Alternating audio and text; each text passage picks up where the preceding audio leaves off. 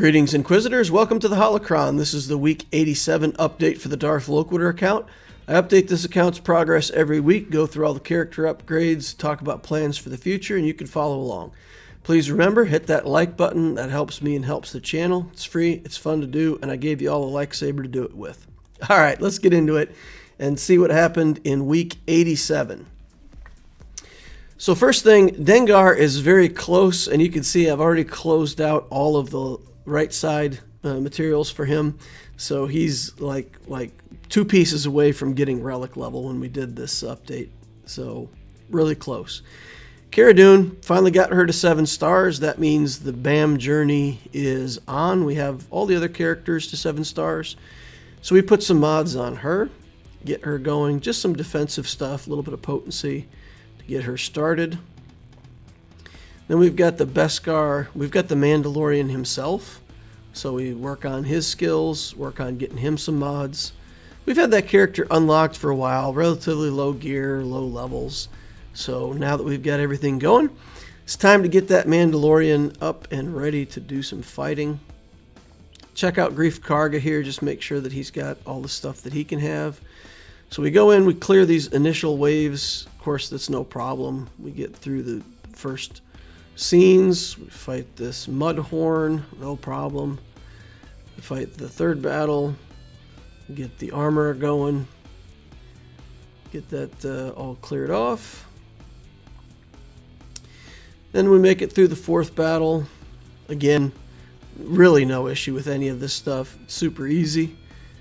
Pick off this ATST Raider, take the big shot there at the end. We got Quill. Gotta waste a lot of time, just keep wasting a lot of time stunning guys, then sacrifice yourself for the child. Then we come in here on this last mission, and we get some good damage off, but don't get anybody killed. Lose IG-11 right away. Here we lose Cara Dune, I think if I remember right, we just lose Cara Dune right away. Everybody's dying. So it doesn't look like we're going to be able to complete this with these characters all around Gear 8. So looking at Cara Dune to try to tank a bit more, put a few gear pieces on these guys, make them, Gear 8, but then plus the pieces that are easy. Go back in, do it again, and I'm just stuck. And maybe it's Mandalorian himself that I need more gear on, but we're not having any luck with this event with Gear 8 characters. So there we had a full 20 whistling birds, and it still wasn't enough to get a kill on somebody. So, at this point, I guess it's just not in our not in our bag of tricks to be able to do that with Gear 8 characters. So we'll look at putting a little bit more gear on them in future weeks and closing out that last star. We haven't qualified for the Executor event yet. We still have a couple more characters to relic, so it's not like we're desperate to get that BAM unlock. Once we get him unlocked, we'll get the Razor Crest to 7 stars, so we'll be able to at least unlock the event. Mando himself is not a requirement for the event to be unlocked. All right, so we got Wampa, and we can put Wampa at 5 stars now, so we're going to go ahead and unlock him. We give him some upgrades, work on his skills, and then we are going to go ahead and right from the start, we're going to give him the Zeta, we're going to give him the Omicron. He'll only be able to handle really low gear teams in Grand Arena, so basically the Wampa can handle more or less things that are at his gear level. So if the opponent throws in like a Gear 8 team that's easy to clean up, then Wampa will have a use, but otherwise he'll just be in the background. But I want to commit the Omicron. I know I'm going to need it. I'm going for 3 tenacity sets here, but I just don't have the tenacity mods to do it, so I end up with a couple health mods on there. Again, it's not the finished form of the Wampa. I am going to want to go with tenacity. I know you don't really need tenacity on Wampa, but just for the Iden Versio matchup, you do need the tenacity for that first round to resist her stun. So that's pretty important if you want to beat Iden Versio. So we'll probably build her that way. I've got Wampa that way on my main account, and he's done fantastic. I never thought to myself, boy, get rid of that tenacity, I need more health. So that's a good sign that we can make it work. Getting stars on ships. We'll get the Vulture droid finally up to 7 stars. Get the Xanadu Blood up to 6 stars. We've got the Ghost to 7 stars. Again, that's just to help us with the cargo ship event that comes up in the events from time to time. Make sure we can max out the amount of loot that we get with our cargo ships. Okay, First Order Fighter, TIE Fighter, we'll put another star on that. We're starting to work on the First Order ships just a little bit. We'll talk about that more later. But that's about it for ships. We go back to characters and look. Since we already have done a bunch of work on the characters that we want, we're just going to go back in here, verify. We're going to take the TIE Fighter, the TIE Pilot gets a couple gear tiers, then we're going to go ahead and lock down all the pieces we can get on him. And then with that, we can go back in and take a look and see if there's any other characters that we want to work on. So we went for that Beskar Mando unlock, didn't get it. Now we're just back to grinding the stuff we need for the Executor journey. We'll be able to get that Chedak Comlink built and get him to gear 12 before we get IG-88 relicked for sure. So, and like I said, Dengar just needs a couple pieces at the point of making this video. So we're going to finish him out. You'll see here in a minute. We'll come back in. After the initial run, we'll come back in and we'll finish out that Dengar to relic. We do have enough Kairos. We've got some computers and some extra shock prods that we've farmed up. We're slightly ahead of our relic requirements with the shock prods.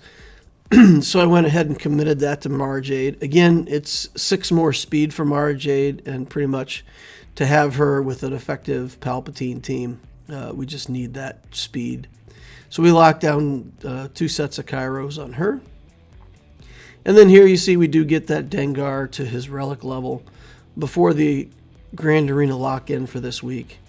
So we ran out of bronzium wiring. We're going to come in here, we're going to scrap a bunch of stuff for carbonite circuit boards, try to get that stocked back up a little bit, put a bunch of stuff in here for bronzium wiring.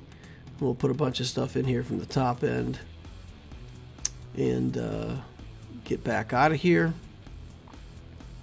And we'll go in, we'll get Relic 2, 3, 4, and eventually we'll get this up to Relic 5. That'll get us the quest completion, and it will qualify Dengar for the Executor stuff, so that's done. Now if we take a look at Boba Fett, I think we got to go glance at Boba Fett and check where we're at on him here in a minute. We're going to go through the mods on Dengar and see if there's anything else that we can improve on with his mods. Now that he's a relic character, we actually have to inspect his mods to find out if he's got enough to put him in a good team in Grand Arena, for example. So no reason to have awful mods on a relic character. So that's the update for the week. If we take a look at the account stats, that puts us at 4.11 million galactic power, 40,000 added. That's the 40th relic for the account, 54 Zetas. The JMK team is still getting us top 10 in squad. The Negotiators still getting us top 10 most days in Fleet Arena, but man, there are a lot of Executors in my shard now, and it's hard to even get top 10 some days. And some of the guys that came up either aren't part of the shard chat or don't care. So I have people fighting me during my payout when it's not their payout, which is inconvenient. But yeah, that's cost us a lot of fleet shards. Last few weeks, we've really taken a hit on our shard income. We'll target IG-88 for week 89 as the relic target. With the energy, we've got IG-2000, Xanadu Blood, Cara Dune. Cara Dune just finished up. We still got Hyena Bomber we're working on. Still got Dark Trooper we're working on. Fortress and Echelon out of fleet. In the Cantina, we're doing signal data. Still grabbing some Chief Chirpa shards. Mods, we're just working on speed, maybe tenacity mods, whatever. Same routine. Same thing for refreshes. Squad Arena, still same thing. Prestige at least 3 times a week. And then we're buying a bunch of gear out of there. In the fleet store, We are going for Razor Crest. We're very close to finished on the Razor Crest. I think we only need a couple more purchases for that, and we'll have enough shards. Cargo ships, first order stuff, just everything left over. I'm not buying many Zeta materials at all. Let's say I don't feel like I'm behind on Zetas on this account. So I feel like I'm probably going to buy everything out of this whole shop and get every character, everything to 7 stars. And then, there'll be nothing left for me to buy but Zetas. But yeah, I feel like there's a lot of stuff that I'm going to build in the future. So I'm going ahead and just keep buying these ships out of the shop, out of the fleet store for now. So Datacron discussion. Datacrons have been out for a few weeks now. And overall, for my Grand Arena gameplay, the Datacrons haven't made that much of a difference. I'm going to say yet. I have seen some players with them, and it does improve the team a bit. But I'm not seeing players with like level 6 and level 9 Datacrons yet. And so far, I've just been working with the Shard Shop currency. So I've been buying some of the Mark 1 and Mark 2 advancement materials with the Shard Shop currency. The ally points, if you calculate it, how much you get with ally points, if you convert those ally points to bronzium packs, you're going to get about 4 times the value out of the Shard Shop currency after it's converted as you do for the ally points. So recommend that you don't spend the ally points there. Crystals is your choice, but Shard Shop currency I've been able to, like I said, afford some of the Mark 1s.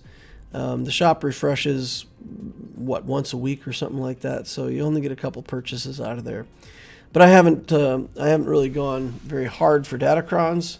You can see the point where I'm at now. I got a couple of them at level 3 and one of them at level 2. And the problem with level 4 does take a lot of the Mark 1 materials, so it's weird. I was hoping that there'd kind of be a transition, and then I'm actually building up quite a lot of this 2 and 3 materials, but I can't use them because it costs so many materials from the Mark 1 materials to get to level 4.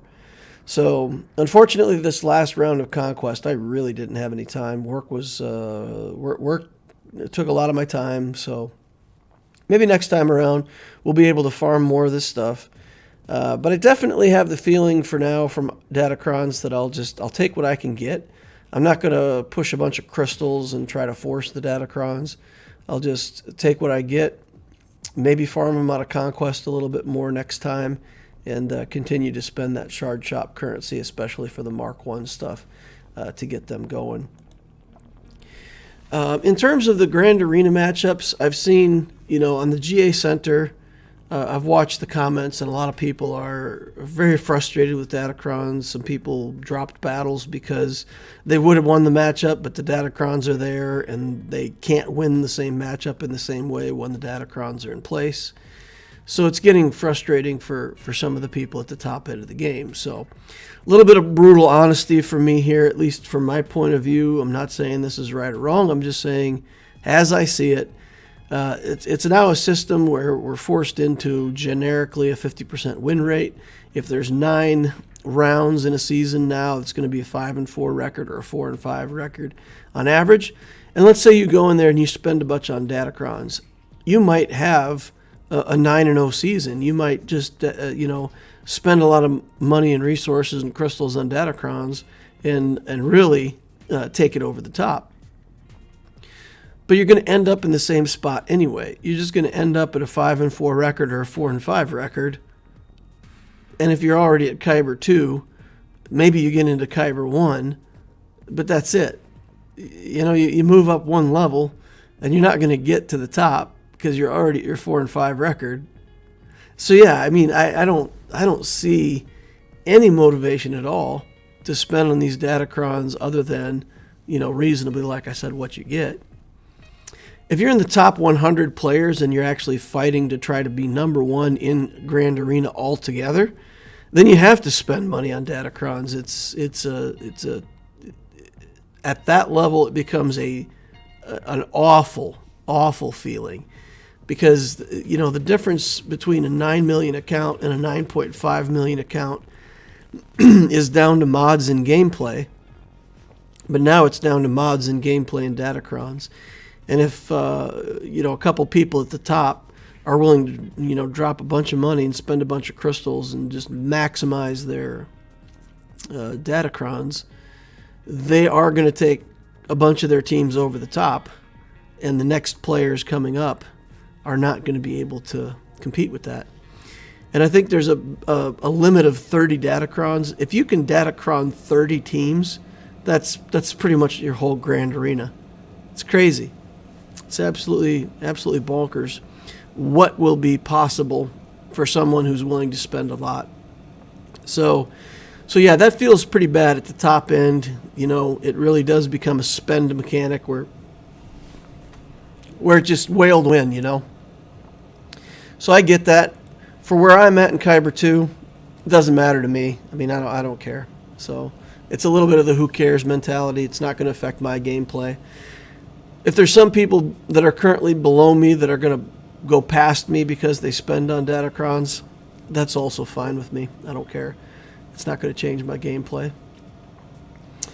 Team 15 of the restructure. I was talking a bit about my main account there. So when I refer to being in Kyber 2, that's my main account.